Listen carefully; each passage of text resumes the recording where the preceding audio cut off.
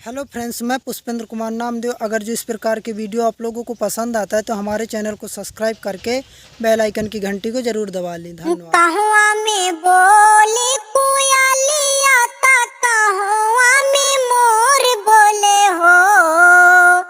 कहवा में बोले कोयलिया ता कहवा में मोर बोले हो।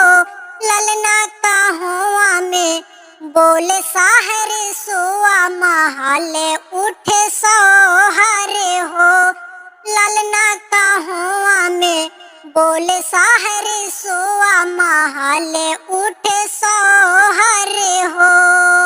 वृंदावन में बोले कोयलिया ता मथुरा में मोर बोले हो। वृंदावन में बोले कोयलिया ता मथुरा में मोर बोले हो। ललना गोकुल में बोले साहरे सोआ महले उठे सोहरे हो।